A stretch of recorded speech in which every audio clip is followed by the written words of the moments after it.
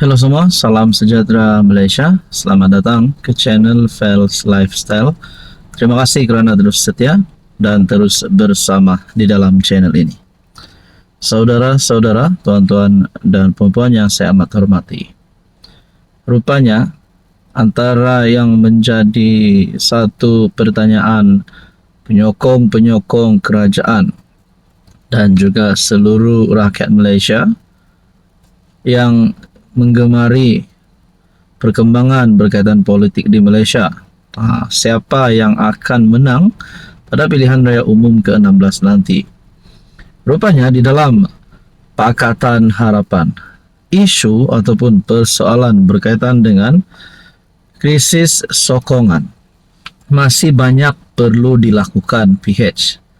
Menerusi satu artikel berita daripada Malaysia Kini, kelemahan sokongan pengundi Melayu kepada PH seperti didedahkan Rafizi, Timbalan Presiden PKR, dilihat bukanlah sesuatu perkembangan baru. Namun beberapa penganalisis yang dihubungi Malaysia Kini melihat ia memberi isyarat signifikan betapa gabungan terbabit perlu meneroka ruang lebih berkesan dalam memperkasakan pengaruh mereka sekaligus menangani isu-isu kemerosotan sokongan. Permasalahan itu juga memberi maksud kepada pimpinan yang akan diberi mandat mengisi barisan kepimpinan PKR selepas pemilihan nanti bakal menggalas tanggungjawab di bahu masing-masing. Penganalisis politik Profesor Madya Muhammad Yusri berkata, pendedahan dinyatakan ahli Parlimen Pandan itu juga selari dengan dapatan dan analisis pihaknya sebelum ini. Katanya ia termasuk status peratusan sokongan pengundi PH dalam PRU15 pada 2022 dan pilihan raya negeri di 6 negeri setahun kemudian. Nah, saudara-saudara yang saya amat hormati semua, tuan-tuan dan puan-puan, kalaulah menjelang pilihan raya umum ke-16 sebelum PRU16, let's say lah tiba-tiba PH semakin merosot sokongan Melayunya, pengundi Melayunya, adakah ini boleh menyebabkan kerajaan PHBN akan tumbang ataupun menjadikan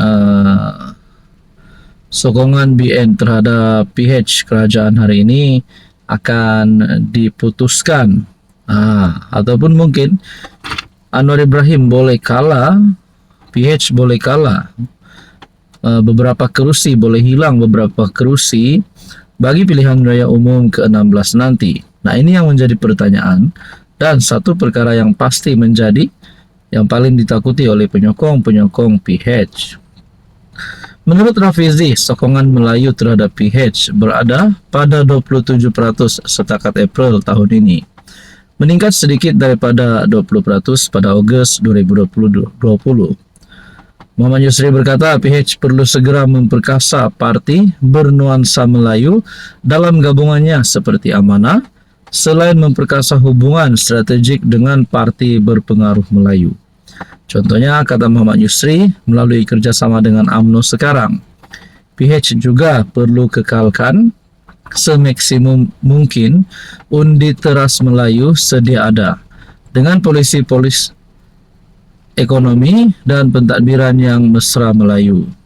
Contohnya, antara segmen Melayu yang sokong PH sebelum ini ialah kumpulan kelas menengah dan ke atas termasuk T20. Nah, saudara-saudara, andai kata isu ini, krisis sokongan PH ini menjadi satu perkara yang boleh membuatkan Anwar dan PH tumbang, agak-agak mungkinkah Anwar berisiko untuk hilang, PH berisiko untuk hilang beberapa kerusi pada PRU16. Apa komen Anda? Hai, hello, salam sejahtera Malaysia. Selamat datang ke channel Fels Lifestyle. Terima kasih kerana terus setia dan terus bersama di dalam channel ini. Tuan-tuan dan puan-puan yang saya amat hormati, antara yang paling menjadi cerita panas, terutamanya orang Sabah, terutamanya rakyat di negeri di bawah Bayu, adalah berkaitan dengan pilihan raya negeri ke-17 PRN Sabah pada tahun ini. saudara-saudara, antara yang panas adalah adakah gabungan ini, gabungan itu yang akan menang, pakatan ini kah yang akan menang, adakah JRS yang akan mempertahankan mandat mereka, mempertahankan jawatan mereka.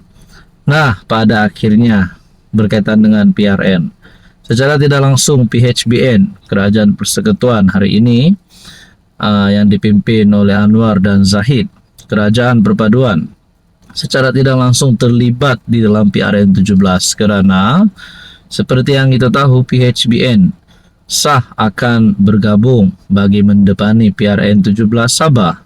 Dan pada akhirnya dalam masa yang sama pula JRS Kerajaan Negeri, kita dapat lihat mungkin tidak bersama-sama PHBN di dalam Kerajaan Negeri karena di peringkat Kerajaan Negeri BN, di peringkat Kerajaan Negeri JRS adalah Kerajaan Negeri, manakala Persekutuan pula JRS menyokong Kerajaan Perpaduan, antara blok yang menyokong Kerajaan Perpaduan. Nah, saudara-saudara, akhirnya berkaitan dengan ini, dalam satu artikel daripada FMT hari ini bertarik 14 Mei, artikel daripada FMT 2 hari yang lepas, Zahid abai sejarah, Sabah for Sabahan terus kekal, kata Kitingan. Timbalan Ketua Menteri berkata, rakyat Sabah berhak menyuarakan aspirasi mereka. Timbalan Ketua Menteri Jeffrey Kitingan membidas pengurus CBN Zahid Hamidi kerana menyifatkan sentimen Sabah for Sabahan sebagai memecah belah. Kitingan berkata, kenyataan timbalan Perdana Menteri itu mengabaikan sejarah, memesongkan fakta dan mengetepikan kehendak politik sah rakyat Sabah. Katanya, rakyat tidak memerlukan kebenaran atau pengesahan pimpinan persekutuan menuntut apa menjadi hak mereka, sambil menambah Sabah tidak pernah menjadi negeri tetapi rakan setaraf bersama Sarawak dan Persekutuan Tanah Melayu. Berdekad lama Sabah dilayan seperti koloni, sumber dengan suara kami disekat. Putrajaya secara sistematik meleraikan semangat perjanjian Malaysia 1963, menghakis kedudukan kami dalam perlembagaan dan mengabaikan keperluan pembangunan kami. Jadi saudara-saudara, dengan kenyataan Zahid Hamidi sebelum ini yang mengkritik sentimen Sabah for Sabahan sebagai memecah belahkan dan tidak membawa manfaat kerana Sabah sebahagian persekutuan dan hubungan erat dengan Putrajaya adalah kunci kepada kemakmuran serta pembangunannya. Presiden UMNO menegaskan kita semua rakyat Malaysia. Tapi akhirnya Jeffrey Kitingan sebagai timbalan Ketua Menteri mengeluarkan kenyataan Zahid adalah sebagai abai sejarah.